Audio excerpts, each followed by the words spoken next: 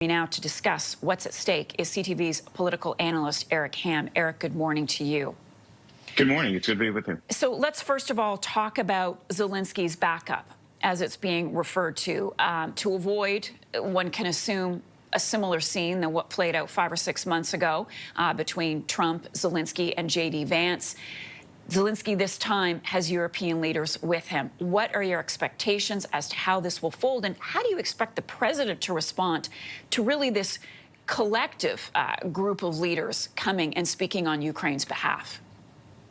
Well, it's interesting because the way the meeting has been portrayed, at least by Donald Trump's Secretary of State and National Security Advisor Marco Rubio, is that this was an invitation by the president to these leaders to actually meet and discuss not only the follow-up with his meeting with Vladimir Putin, but also to discuss the way forward, particularly on ironing out an actual peace agreement, which is something very different going into the meeting. We know the president and, of course, many of those European leaders wanted an actual ceasefire that then led to a peace agreement. But now what we're seeing here is that the president is now back to this idea that somehow there needs to be a land swap in order for peace to occur.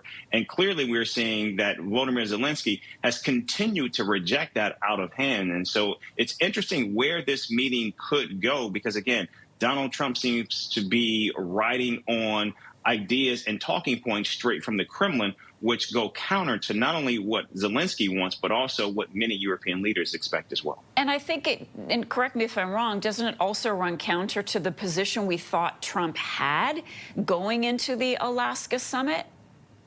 That's a really good point. Now, in the lead up to his meeting with the European and NATO leaders, prior to that meeting, he was actually pushing this idea of land swaps for peace. But when it was rejected out of hand, and of course, when that conversation took place with many of those leaders, the president seemed to be on the same page with many of U.S. allies. Now it seems after that meeting on Friday, things have changed once again. And I think the question now is, can these leaders, and it's probably why we're seeing so many of them with Zelensky, is again to try to move Donald Trump back to this position of an actual ceasefire and an agreement to begin working on a peace deal that does not involve Ukraine having to give up land in exchange for peace. And what about the idea of security? This was making news over the weekend. There was some agreement apparently made between Putin and Trump where Putin said, okay, we think that there should be some security, but we don't want Ukraine to be part of NATO.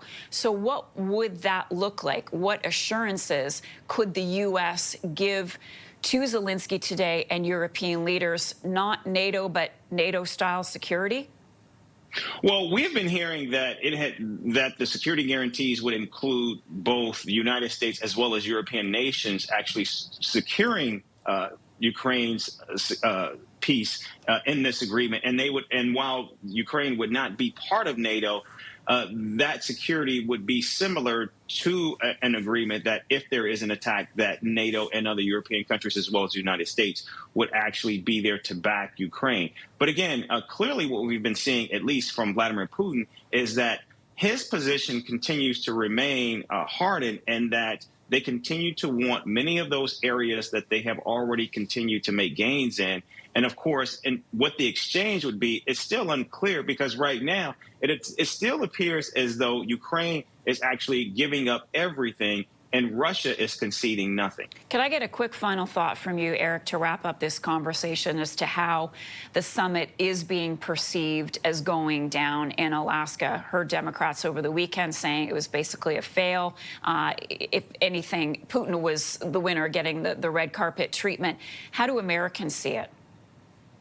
Many see it as a failure. In fact, there is the thought that this was perhaps worse than even the Helsinki meeting, where it appears as though, once again, not only did Donald Trump capitulate to Vladimir Putin, but also gave up so much more symbolically in terms of how everything played out, with Vladimir Putin actually speaking first at the press conference, and still very little in terms of what were the tangible takeaways from this meeting on Friday. Eric, thanks so much. Good to see you this morning. We'll look ahead to that meeting today at noontime.